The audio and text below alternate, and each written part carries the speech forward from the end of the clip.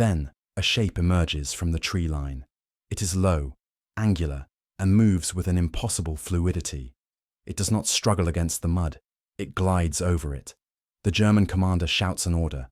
The turret traverses. The short-barreled 75mm gun fires. A hit, a flash on the enemy hull. But there is no explosion. There is no fire. The Soviet tank simply keeps coming. This moment, on a muddy road near Orel, marks the precise second where the myth of German technological supremacy died. For 2 years, the German panzer crews had operated under a psychological shield of invincibility. They believed their machines were the apex of engineering. But combat reports from the 4th Panzer Division, filed immediately after this engagement, describe a scene of absolute chaos. These documents, preserved in the military archives, detail how German shells, standard armor-piercing rounds, were striking the enemy tanks at ranges of under 600 meters and shattering on impact. They were not penetrating, they were bouncing off. The machine emerging from the birch forest was the T-34. To understand the horror of this moment, you have to understand the physics of the engagement. The German Panzer Mark IV was armed with a short 75mm cannon, designed primarily for infantry support. Its projectile traveled slowly, lobbing toward the target. Against the flat, riveted armor of French or British tanks in 1940, it was sufficient. But the T-34 was different. It was an anomaly. General Colonel Heinz Guderian, the father of the Blitzkrieg, would later write extensively about this specific day in his memoirs.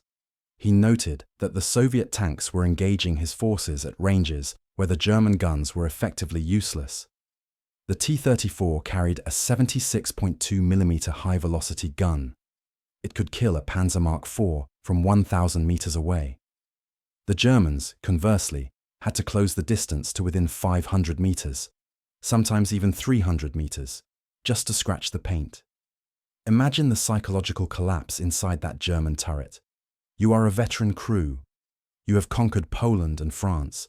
You trust your equipment implicitly, and suddenly, you are firing point blank at a target that ignores you. You watch your rounds spark harmlessly off the sloped front armor, deflected skyward by simple geometry. Meanwhile, the enemy turret turns toward you, and you know, with mathematical certainty, that your armor is flat, vertical, and insufficient. This was not a battle, it was an execution. The Soviet commander, Mikhail Katukov, had deployed his 4th Tank Brigade in a classic ambush.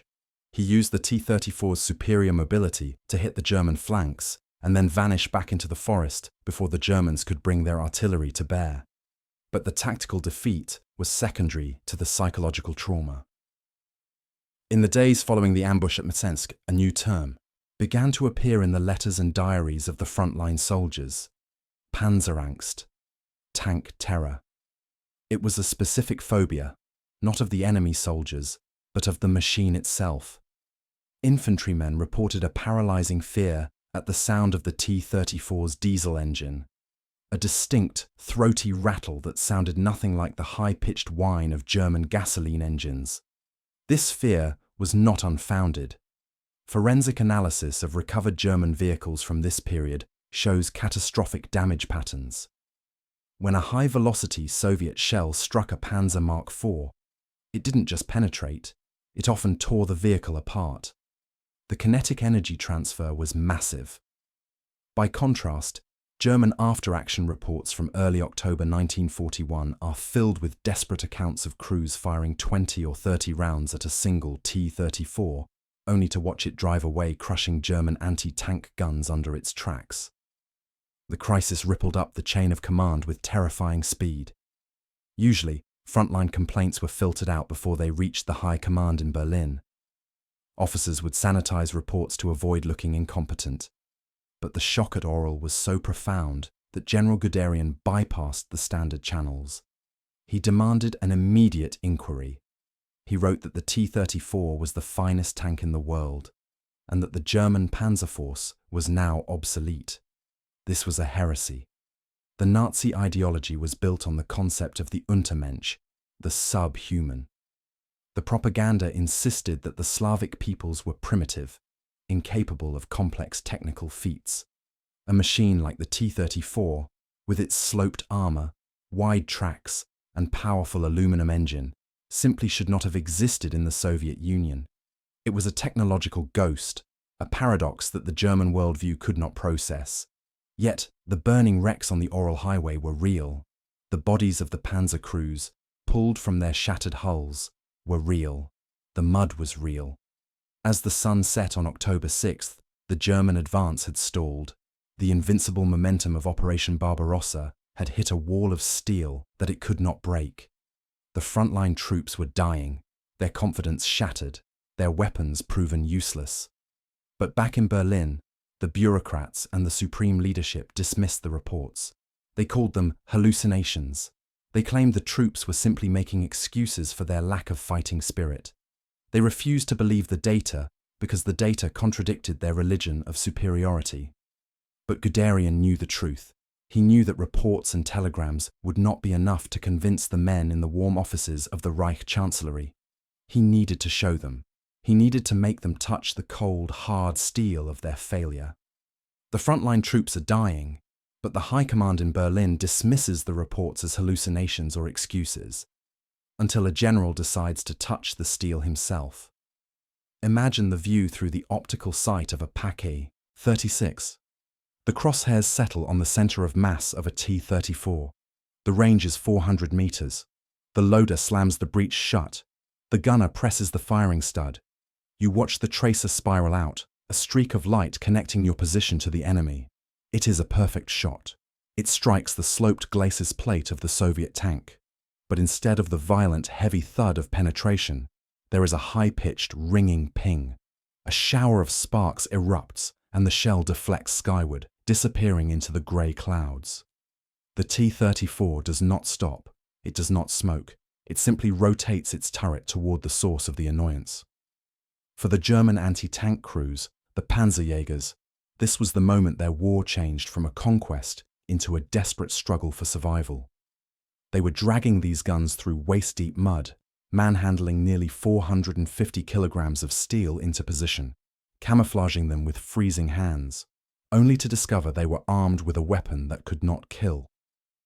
By late October 1941, the soldiers had given the Paquet 36 a new name. They stopped calling it an anti-tank gun. In letters home, which were often censored for defeatism, and in the grim humor of the mess tents, they called it the Heeresanklopfgerät, the army door-knocking device. It was a tool for politely announcing your presence to the enemy right before they ran you over. This failure was not a matter of bad luck. It was a matter of physics. German ordnance tables from the Army Weapons Agency, or Waffenamt, tell the cold, mathematical story of this failure. The standard armor-piercing shell fired by the Paquet 36 weighed 0.685 kilograms. It was a small, dense dart of hardened steel. Against the vertical armor of Polish or French tanks, it relied on kinetic energy to punch a hole. But the T-34 introduced a variable the Germans had not accounted for: extreme slope. The frontal armor of the T-34 was 45 millimeters thick, angled back at 60 degrees. When a projectile strikes a plate at that angle, it does not just have to pass through the 45 millimeters of steel. It has to pass through the diagonal line, which effectively doubles the thickness of the metal to nearly 90 millimeters. Furthermore, the angle forces the shell to bite into the steel instantly or be deflected. Because the German 37mm shell was so light, it lacked the mass to bite. It simply didn't have the kinetic energy to normalize, to turn into the armor upon impact. Instead, the energy was dissipated instantly. The shell would shatter or slide off. Post-war metallurgical analysis of recovered battlefield debris has revealed another layer to this tragedy. The Soviet armor plate was heat-treated to a very high Brinell hardness. While this made the steel brittle and prone to spalling on the inside, it was devastatingly effective against small-caliber rounds. The German shells, equipped with rigid armor-piercing caps, were suffering from what ballistics experts call the shatter gap. Upon impact at high velocity, the shell itself would disintegrate against the surface-hardened Russian steel before it could transfer its energy. The weapon was failing at the molecular level. This technical reality manifested as psychological horror on the ground. Crews were trained to open fire at 800 meters. Against the T-34, they watched their shots bounce at 800 meters, then at 600, then at 400. Regimental diaries from the 4th Panzer Division describe the terrifying adaptation the crews were forced to make. To have any chance of disabling a T-34, the anti-tank gunners had to wait. They had to hold their fire until the Soviet tank was within 100 meters, literally staring down the barrel. At this suicidal range, they could try to aim for the turret ring, the driver's vision hatch, or the tracks. This required a level of discipline that borders on the inhuman. Imagine crouching behind a thin gun shield, watching 30 tons of steel charging at you at 40 kilometers per hour, knowing that if you fire too early, you reveal your position and die. If you fire too late, you are crushed. And if you fire at the perfect moment, there is still a high probability the shell will simply shatter. The trust between the soldier and his weapon is the foundation of morale. In October 1941, that foundation cracked. The infantry looked at the Panzerjägers not as protectors, but as men tasked with a hopeless ritual. The gunners realized that the industrial might of the Reich, the engineers in Berlin, and the logistical planners had sent them into the Russian winter with a toy. As the weeks dragged on, the fields around Orel and Mtsensk became graveyards for these guns. They were overrun, crushed under tracks, or abandoned in the mud when the crews fled. The door knocker had knocked, and the thing that answered the door was a monster that shrugged off their best efforts with contempt. With the guns failing and the tanks burning, General Guderian drives to the front lines to conduct an autopsy on the machine that is destroying his reputation. General Colonel Heinz Guderian, the architect of the Panzer Arm, walks out into the cold. He is not here to look at maps. He is not here to issue orders. He is here to conduct an autopsy. He approaches the machine. He takes off his glove. He places his bare hand on the freezing steel of the glacis plate. This is the moment where the abstract terror of the battle reports becomes a tangible, physical reality. Guderian runs his hand over the welding seams of the hull. They are not like German welds. They are rough, bulbous, and scarred. To a German engineer, trained in the precision of Daimler-Benz or Krupp, they look like the work of a blacksmith in a hurry. They look primitive.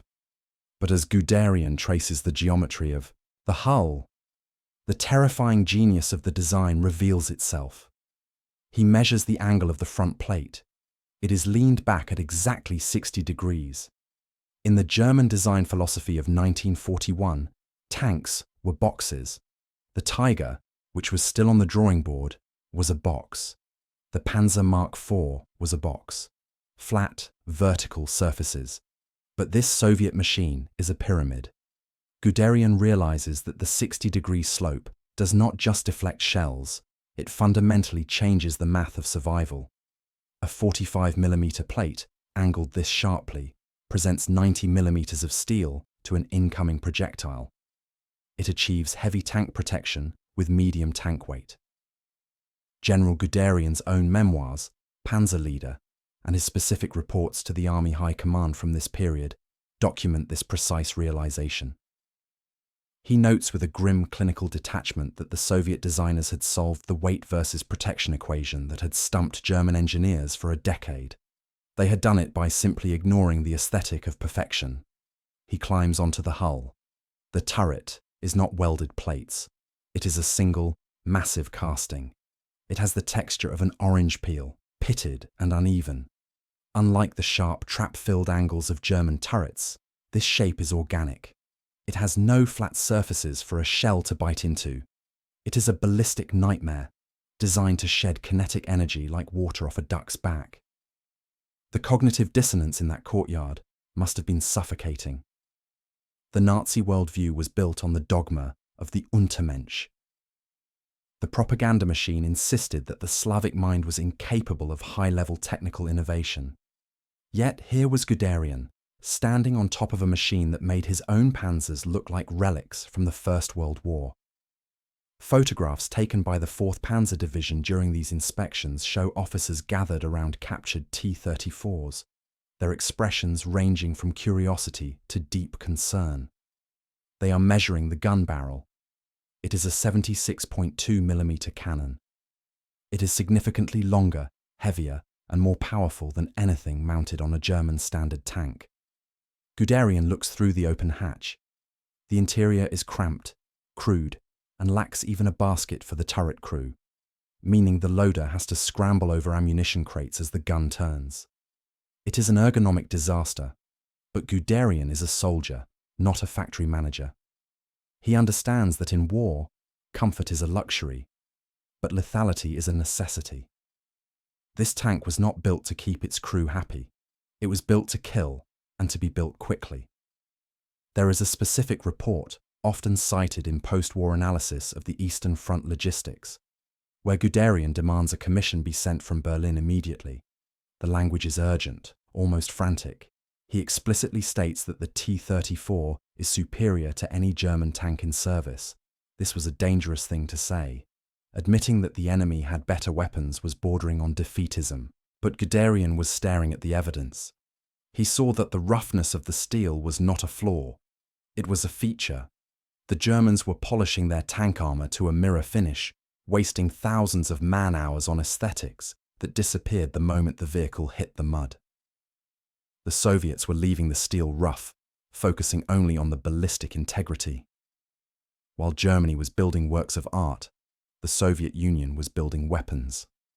Standing in that freezing courtyard, Guderian felt the weight of the war shifting.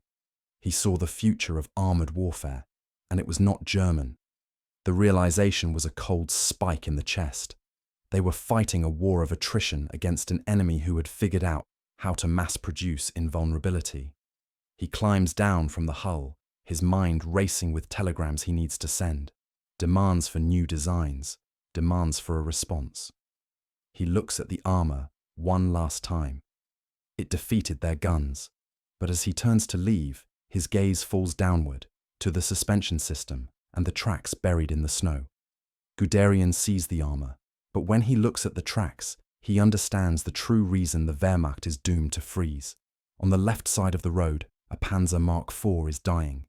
Its engine screams, a high-pitched mechanical wail. The tracks are spinning wildly, throwing rooster tails of black sludge into the air. But the tank does not move. It sinks. The narrow 40-centimetre tracks are cutting into the mud like circular saws, digging the machine's own grave until the hull rests on the dirt, suctioned fast.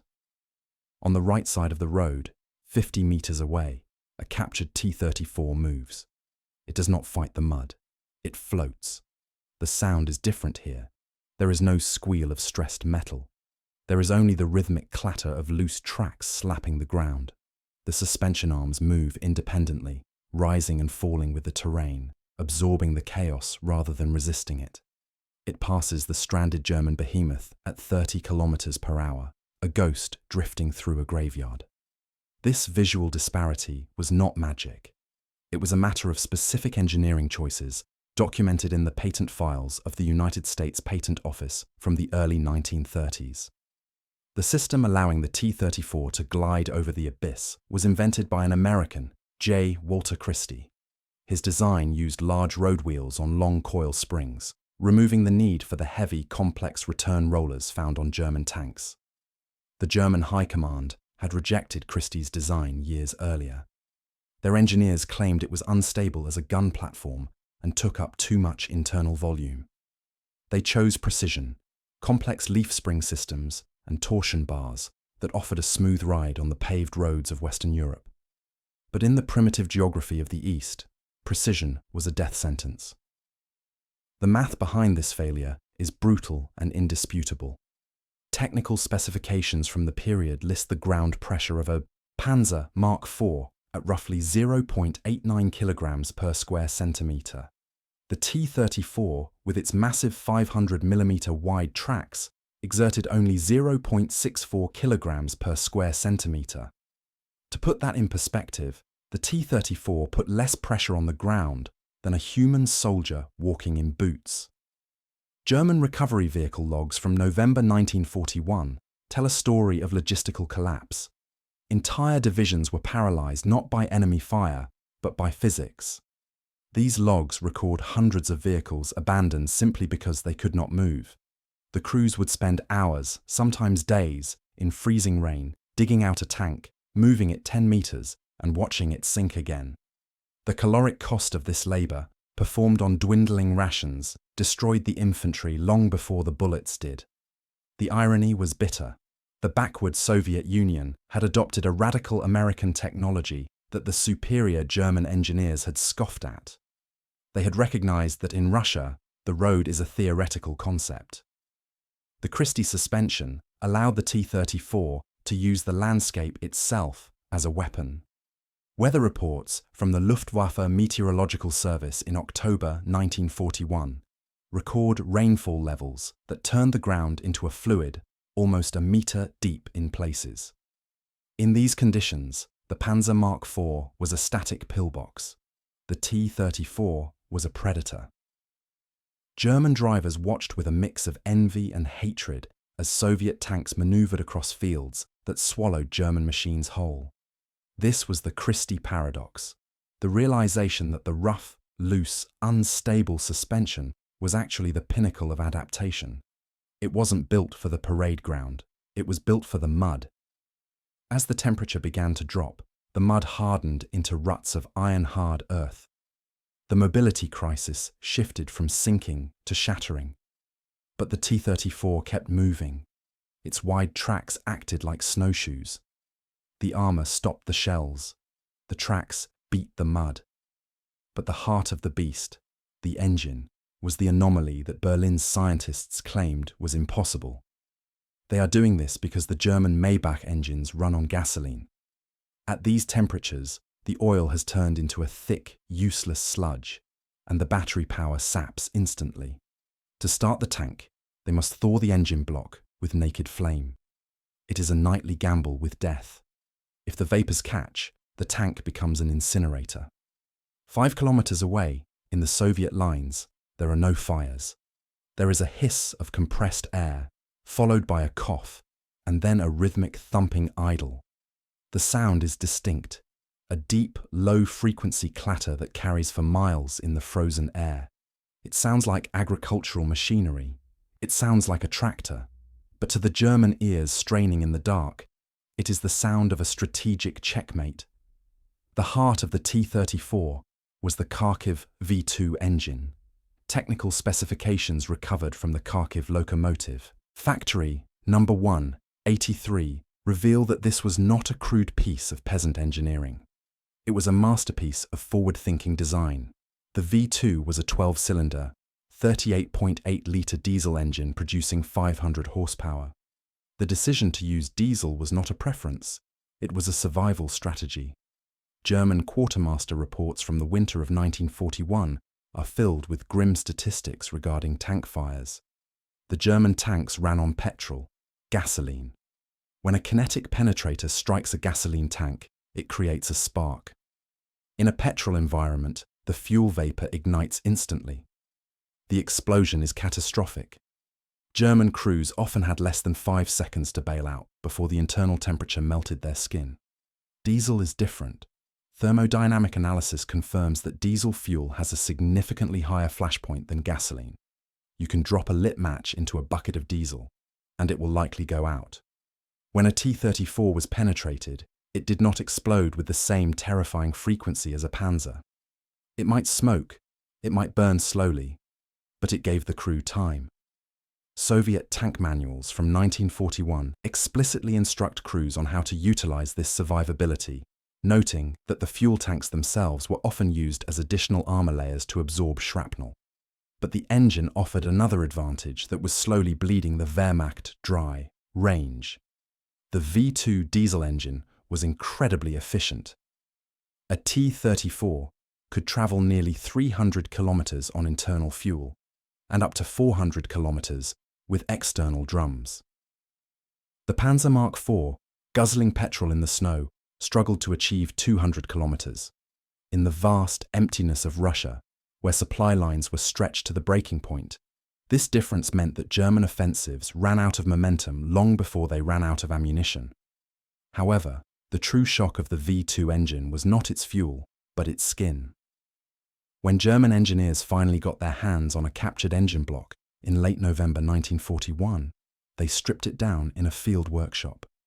They expected to find heavy cast iron, the standard material for engine blocks of that size. Instead, they found something that made them question their own intelligence reports. The engine block was made of aluminum.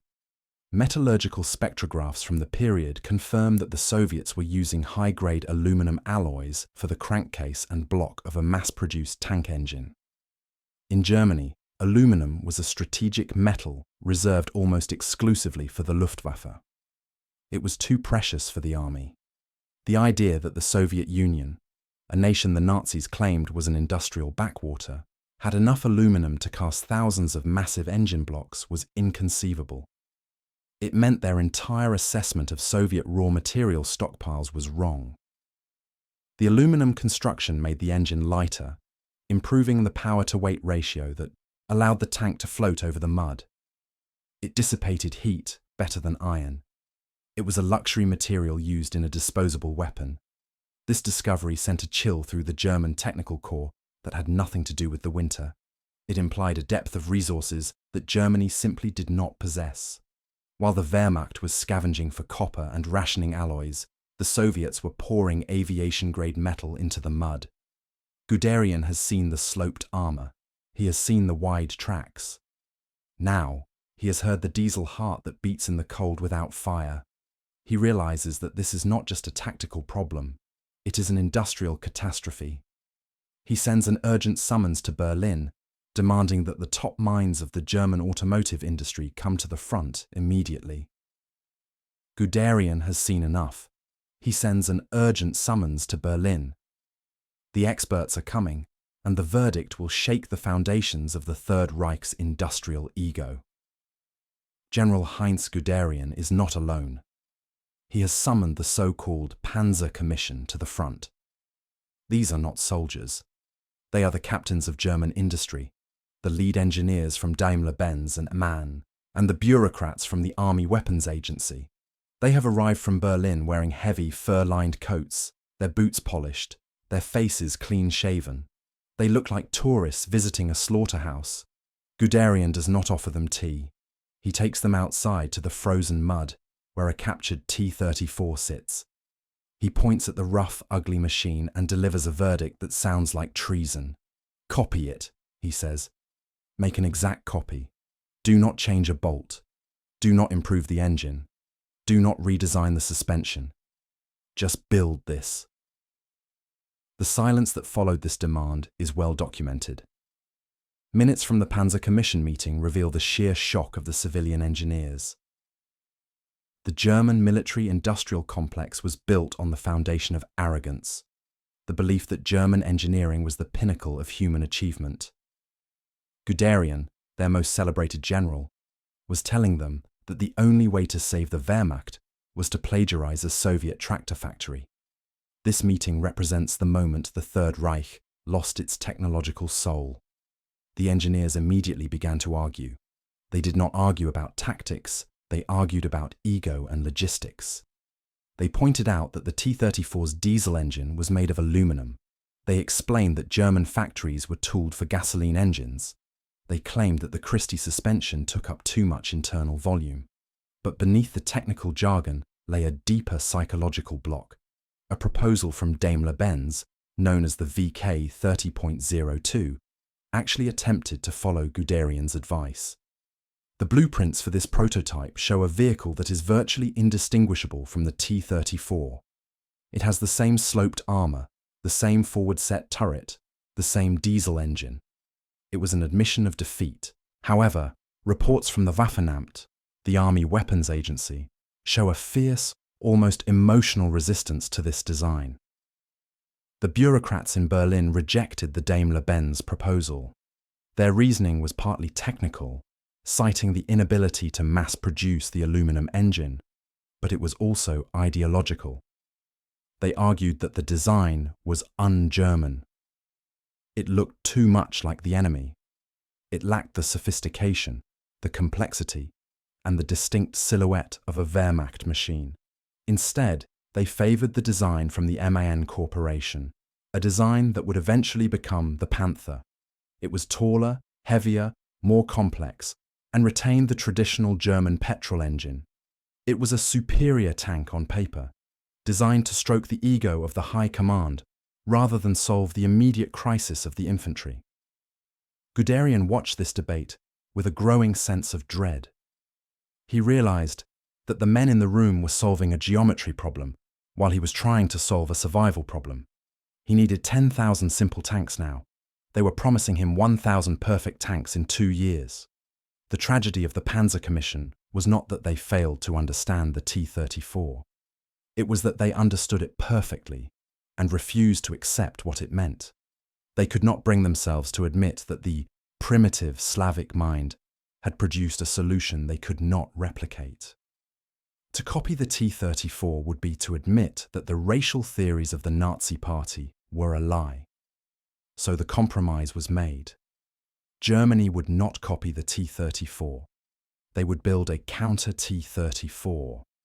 They would over-engineer their way out of the corner. As the Commission packed their bags to return to the warmth of Berlin, Guderian remained at the front. He knew that the order to design a new tank had been given. But he also knew that designs require steel and engines require rare metals. The order is given to build a better tank, but the laws of economics and geology deliver the final blow. Germany literally does not have the rocks to build the T-34. In a weapons testing facility in Kummersdorf, south of Berlin, a German metallurgist is analyzing a fragment of a captured T-34 engine block. It is late 1941. The room is quiet, sterile, and removed from the mud of the Eastern Front. He writes down the chemical composition. Aluminum, high-grade silicon alloy. He checks the results again. There is no mistake. He then pulls a file from the shelf, the Strategic Stockpile Manifest for the Greater German Reich. He runs his finger down the columns. He stops at bauxite, then molybdenum, then tungsten. The columns are critically low. He picks up the telephone to call the Ministry of Armaments. The message he delivers is not a military strategy. It is a geological death sentence. "We cannot build this engine," he says. "We do not have the rocks." This conversation, or one very much like it, is the pivotal moment where the T-34 defeated Germany without firing a shot. The specific tragedy of German industry was recorded in the 1942 reports from Albert Speer's Ministry of Armaments. These documents detail a paralyzing resource crisis. To build a diesel engine of the size and power of the Soviet V2, you need an aluminum block. Aluminum is light and dissipates heat rapidly. If you try to build that same engine out of cast iron, which Germany had in abundance, it becomes too heavy. The suspension collapses. The tank sinks in the mud. But Germany needed every scrap of aluminum for the Luftwaffe. They could not spare the thousands of tons required to mass-produce tank engines. The Soviet Union, however, had vast bauxite deposits in the Urals and, crucially, access to the global market through Lend-Lease. The disparity in raw materials went deeper than just aluminum. It went down to the molecular bonds of the armour itself. Post-war analysis of German tank armour shows a distinct degradation in quality as the war progressed. Early war German steel was excellent, but by 1942, the Royal Navy's blockade was strangling the supply of rare earth metals, manganese, molybdenum, and nickel, the elements that make steel tough rather than brittle, were vanishing from the German supply chain. Quartermaster reports from 1943 describe German armour plates cracking when hit, even if the shell didn't penetrate. The steel was too hard and too brittle because the alloys were missing. Conversely, metallurgical samples from T-34 wrecks show a consistent, high alloy composition throughout the war. The Soviets had the ingredients. The Germans were cooking with scraps. This shortage dictated the engineering. Because they could not build a simple, lightweight diesel engine, the German engineers were forced to build complex, heavy gasoline engines. Because they could not rely on the quality of their steel to hold up at lesser thicknesses, They had to make the armor thicker and heavier. This created a spiral of weight. The Panther tank, Germany's answer to the T-34, ballooned to 45 tons. It required a complex, overstressed transmission just to move. It guzzled fuel. It took thousands of man-hours to machine the precision gears needed to handle the weight. CIA and OSS intelligence reports from the period analyzed the labor cost of this complexity. It took roughly 300,000 man-hours to build a Tiger tank. It took fewer than 10,000 to build a T-34. The Germans were building watches. The Soviets were building hammers. The German engineers at Daimler-Benz and MAN knew this. They were not incompetent. They were trapped. They were designing machines around a periodic table that had holes in it. They were trying to solve a resource shortage with genius. But physics does not care about genius. It only cares about mass and energy. The verdict from the laboratory was final. The T-34 could not be copied because the Third Reich was bankrupt of the very earth required to make it. The blockade had done its work. The strategic fatalism that set in among the technical corps was palpable. They knew that no amount of tactical brilliance could conjure molybdenum out of thin air. So they proceeded with the only option left. They built the monsters. They built the Tiger and the Panther. Machines that were technically superior, terrifying to behold, and capable of destroying anything on the battlefield. But they were machines born of scarcity, over-engineered to compensate for the lack of simple, high-quality materials. The T-34 couldn't be copied. So Germany built the Panther and the Tiger, monsters that were technically superior, but arrived too late and in too few numbers to stop the swarm. But looking at the horizon, you realize that one-on-one is a fantasy. Pull back the camera. The horizon is not empty. It is filled with a green flood. The T-34 has returned, but it has mutated. It is no longer the machine that surprised Guderian at Mtsensk. It is now the T-34/85. The turret is larger, housing a massive 85mm gun capable of cracking a Tiger's armor. Yet, the chassis is the same. The engine is the same. The soul of the machine is identical to the one that emerged from the birch forests in 1941. The ghost of the oral highway has multiplied. Production statistics from the Soviet archives tell a story that is difficult to comprehend even today. Over the course of the war, the Soviet Union produced more than 57,000 T-34 tanks. By contrast, Germany produced roughly 6,000 Panthers. This is not just a disparity, it is an avalanche. Late war diaries from German soldiers describe a specific, recurring nightmare. A Tiger crew might destroy 10 Soviet tanks in a single morning. They perform perfectly. They aim true. But by noon, they are out of ammunition. Their fuel tanks are dry. And on the ridgeline, 12 more T-34s appear. Then 20. Then 50. The German soldier was no longer fighting an enemy. He was fighting a hydra. For every head he cut off, 2 more grew back, welded together in the factories of the Urals by women and children working 18-hour shifts in unheated halls. The T-34 had become more than a weapon. It had become a force of nature. Historiographical analysis of the armored conflicts of 1944 reveals a shift in